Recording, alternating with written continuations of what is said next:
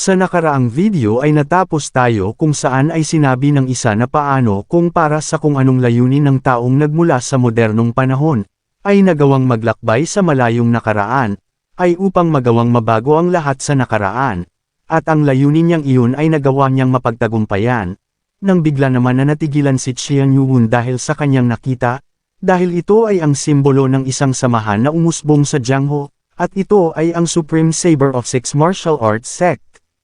Sabi naman ng doktor na ang isang individual na mula sa hinaharap ay nagawang maglakbay pabalik sa nakaraan upang itayo ang Supreme Saber of Six Martial Arts Sect, at nang dahil doon, ay magagawa na ba nitong mabago ang kasaysayan, kaya naman tinanong nito ang lalaki na kung iyon ba ang nais niyang sabihin sa kanya ngayon. Agad naman nitong sinabi na hindi na nito pa kailangan na magpaikot-ikot pa, dahil sa sigurado siya sa bagay na iyon, na ang Supreme Saber God na iyon ay bumalik sa nakaraan at nagawang baguhin ang hinaharap. Gulat naman dito si Qian Yuhun, dahil sa ang Supreme Saber God na iyon ay nagmula pala sa hinaharap, at ang rason kaya binuo ang Supreme Saber of Six Martial Arts Sect ay upang baguhin ang hinaharap. Galit naman na hindi sinang-ayunan ito ng doktor at sinabi na kapag ang kung sino na mayroong nano-machine o ng identity chip ay gumamit ng time portal, ay magagawa silang masundan ng time patrol, at alam naman nito na malabo para sa kanila ang hindi siya masundan. Sabi pa nito na alam niyang ang kanyang korporasyon ay nasa hindi magandang kalagayan ngayon, ngunit siya bilang si Director Qian ay ang mga teorya nito ay labis ng hindi nakapanipaniwala. Sa nangyari ay bigla naman na natigilan dito ang ating bida sa pagkakarinig nito sa pagkakakilanlan ng isa, nang bigla naman na hindi sinang-ayunan nito ni Director Qian, at agad na may pinakita, at ito ay ang first-tier document, na maging ang doktor ay nagulat dahil sa ito ay ang talaan ng kasaysayan. Kaya naman ay napasabi naman ito na ang akala niya ay tanging mga taong may dugo ng mga Qian ang maaaring makakita nito, ngunit siya bilang doktor ay hindi kabilang sa kahit alinman sa mga ito, ngunit sinabihan naman siya ni Director Qian na ang ipapakita lamang niya dito ay mga importanteng impormasyon patungkol sa kanilang pag-uusap. Matapos ay agad naman na kinumpirma ng system ang pagkakakilanlan nito upang mabuksan, kaya naman ay di rin nagtagal ay agad na nitong kinumpirma na siya nga ay kabilang sa pamilya ng mga Qian. Nang bigla naman na may lumabas na system sa harapan ng mga ito, at mula dito ay nakasulat ang pangalan na Sky Corporation, at ang nilalaman nito ay mga top secret na impormasyon. Nang bigla naman na binuksan ito ng system, kaya naman ay agad na hinanap ni Director Qian ang nais niyang maipakita dito. Sa isip naman ng ating bida ay labis ang pagkagulat nito dahil sa kamukha niya ang isang iyon. Bukod pa doon ay ang direktor na ito ay sinasabing mula sa pamilya ng mga Qian, at ang simbolo mula doon ay kagaya ng kanilang demonic cult. At kung ang video na ito ay mula sa malayong hinaharap ay malaki ang tsansa na ang isang ito ay isa sa kanyang salin lahi. At ang sinasabi nitong Sky Corporation, ay ang Heavenly Demon Divine Cult sa kanyang hinaharap. Matapos ng ilang sandali ay napasabi naman si Director Qian na nahanap na nito ang nais niyang ipakita, upang labis na ikagulat ng ating bida, dahil sa ito ay ang talaan ng Heavenly Demon Divine Cult. Sabi pa nito na mukhang ito ay ang talaan ng mga dating pinuno ng demonic cult, at labis siyang namamangha dahil sa ganito pala ang pamamaraan ng pagtatago ng mga talaan sa hinaharap. Nang napansin naman nito ang titulo na narinig niya kanina, ang Arm-Severing Demon Emperor, at ito ay ang ika-24 na pinuno, walang iba kung hindi siya, si Qian Yuhun. Kaya naman dahil dito ay napasabi siya na tinatawag siya sa titulong hindi pa niya naririnig noon, ngunit ang kanyang kasalukuyang titulo ay ang Demon God. Nang napasabi naman si Director Qian na ang Demon Lord ay nagawang mapinsala ang mga braso ng halos lahat sa mga nakaaway nito upang maglagay ng labis na banta para sa buong Divine Cult sa mga karatig na puwersang nakapalibot dito, at bilang resulta ay nakatanggap siya ng titulo ng Arm-Severing Demon Emperor, dahil dito ay napatanong naman ang ating bida na ang talaan na ito ay mayroon ng halos lahat ng impormasyon patungkol sa kanya.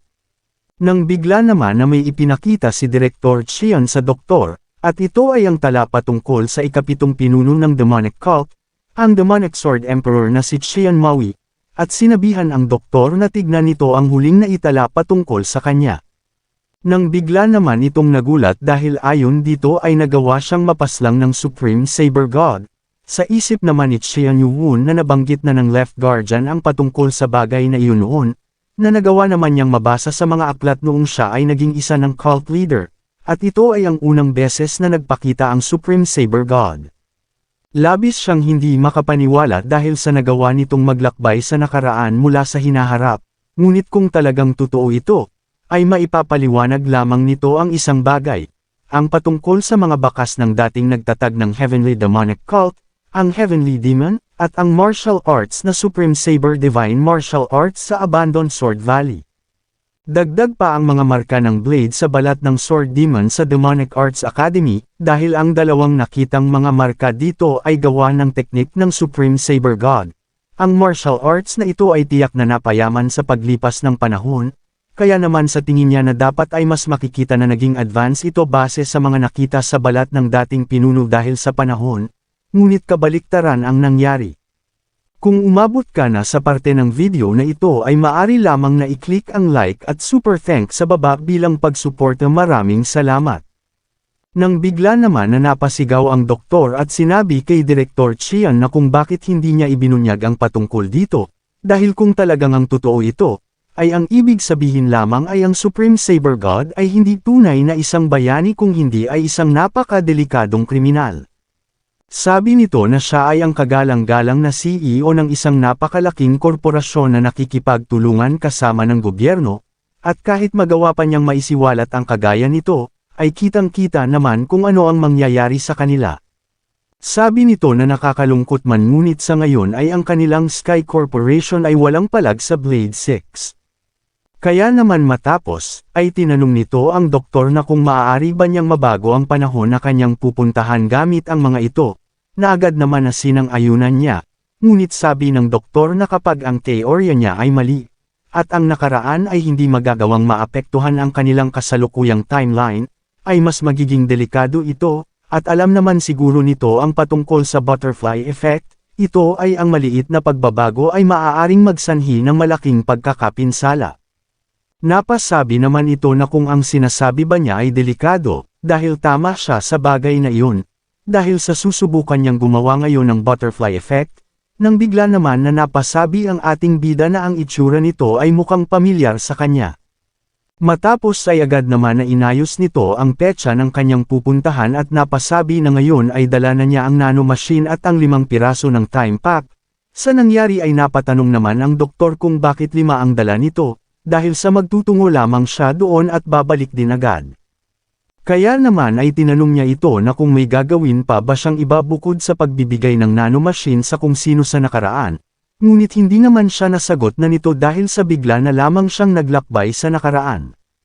Sa nangyari ay bigla naman na nawala ang mga imahe sa harapan ng ating bida, at sinabi ng system na ang black box security ay nag-reset na at hindi na nito pinapahintulutan pa ang mga walang permisong pag-access, ngunit inuutusan naman ito ni Qian Yuwon na ibalik ang mga imahe na kanyang napapanood. Dahil malakas ang kanyang pakiramdam na ang mga susunod na mangyayari ay talagang napaka-importante, ngunit sinabihan naman siya nito na ang pag-access ng ating bida sa video setting ay nag-error sa pagpapatuloy, at sinabi na ang lock-on function ng black box ay nag-reset na. Nang bigla naman na natuwa si Qian Yuwon dahil sa nagawa na nitong may galaw ang kanyang sarili, ngunit may kung anong kakaiba sa paligid, dahil sa ang kanyang naririnig ay tanging mga tunog lamang at walang makita na kahit na ano. Nang bigla naman nitong narinig ang boses ni Direktor Qian na may kung anong hinahanap sa paligid, at biglang natigilan, dahil sa ang mga sumunod niyang narinig ay ang mga pagsigaw sa paligid habang may hinahabol na kung sino, kaya naman ay napapatanong siya na kung anong nangyayari ngayon. Nang bigla naman na nagsalita si Direktor Qian na mukhang ang mga nakita niyang ito ay ang mga identity plaque na mula sa Guardian Pavilion, at mukhang ang mga taong ito ay nasawi habang pinuprotektahan ng Armed Severing Demon Emperor, sa nangyari ay natigilan naman dito ang ating bida dahil ang tinutukoy nitong Armed Severing Demon Emperor ay siya. Nang bigla naman itong may nakitang liwanag, upang magawa nitong matigilan, dahil sa patuloy na tunog ng mga sandata na naglalaban sa isa't isa, at napasabi siya na ang mga boses na iyon ay pamilyar sa kanya. Nang bigla naman na tinawag ng nakaraang si Chian Yu-won ang nasa malapit na si Direktor Chian, kaya naman napangiti naman ito, at sinabi na mukhang ang kanyang dakilang ninuno ay nasa magandang mood kahit pa malapit nang mamatay ito.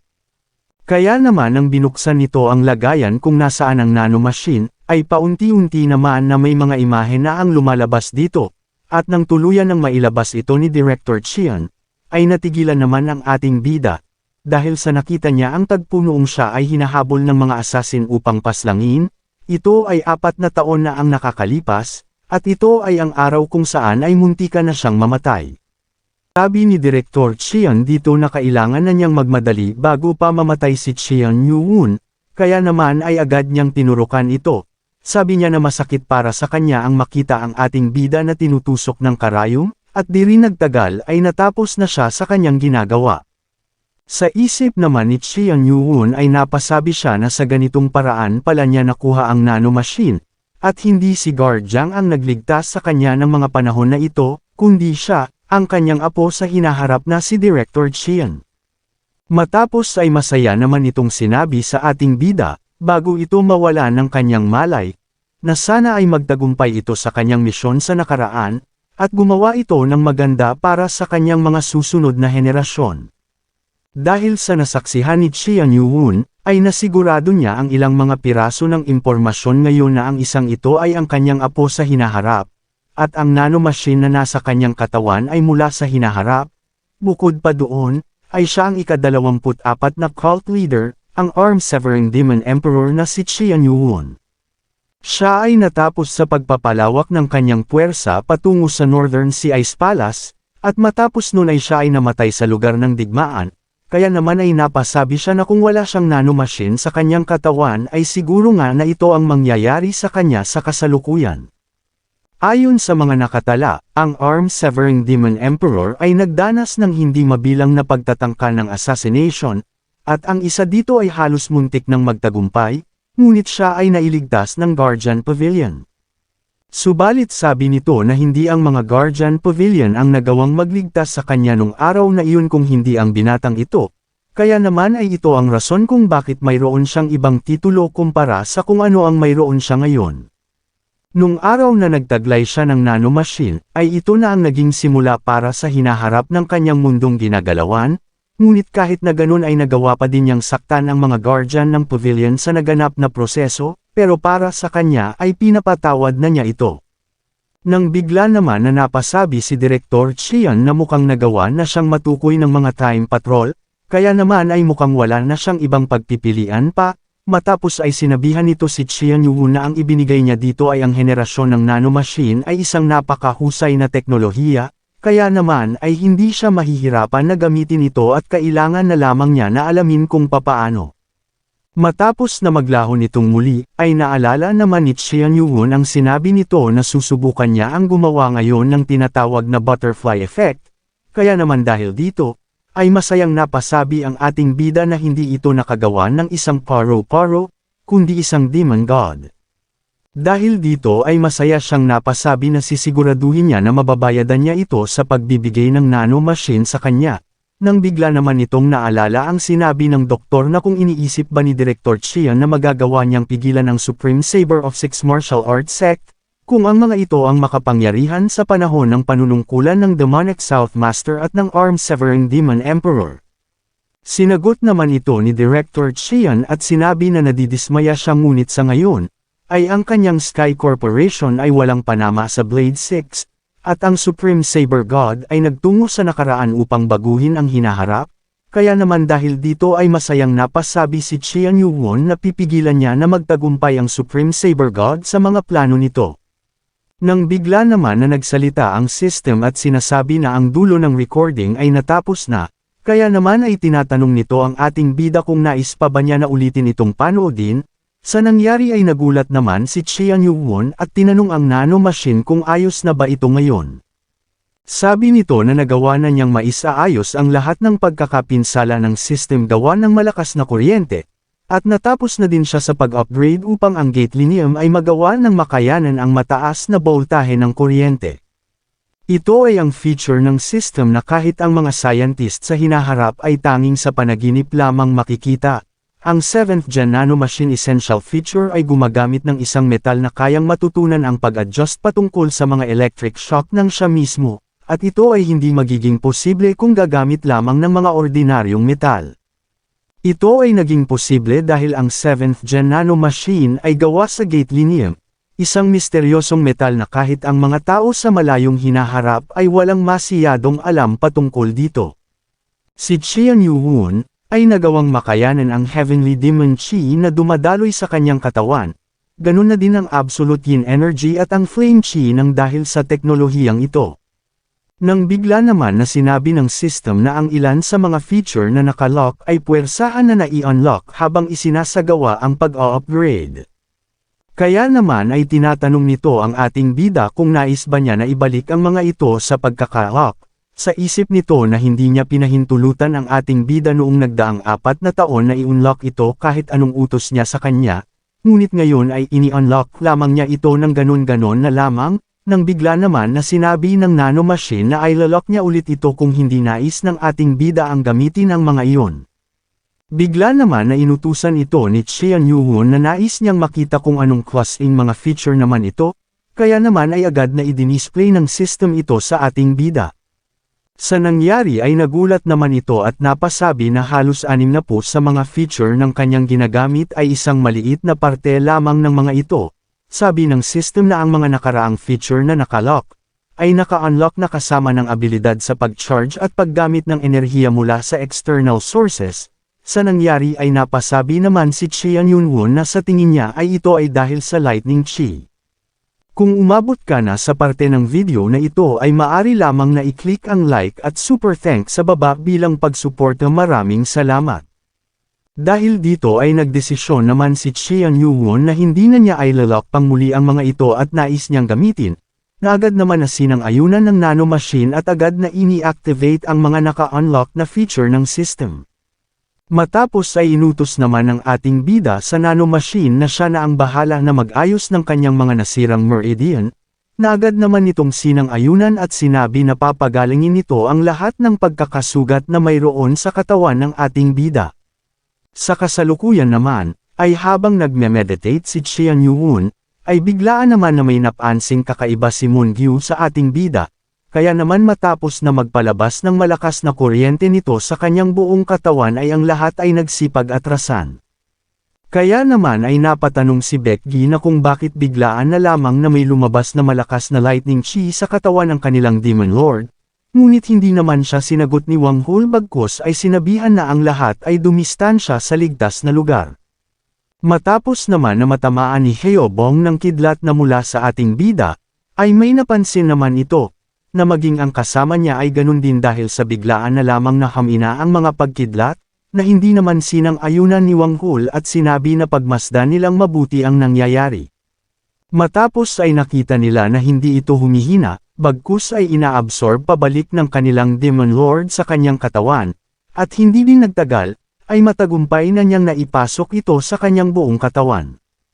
Kaya naman nang matapos, ay agad na sinubukan ito ng ating bida at nagpalabas ng napakalakas na electric chi, sa nangyari ay nagulat naman ang buong Six Sword Troop, at maging ang elder nitong kasama at maging ang Grand Guardian, dahil ang kanilang Demon Lord ay naging matagumpay sa kanyang ginawa.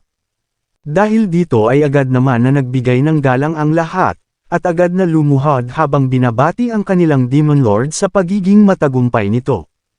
Sa isip naman ng ating bida ay masaya itong napapasabi na ang pakiramdam niya ngayon ay parang madaming mga langgam ang gumagalaw sa kanyang katawan, at talagang muli nang nakabalik ang kanyang nanomachine.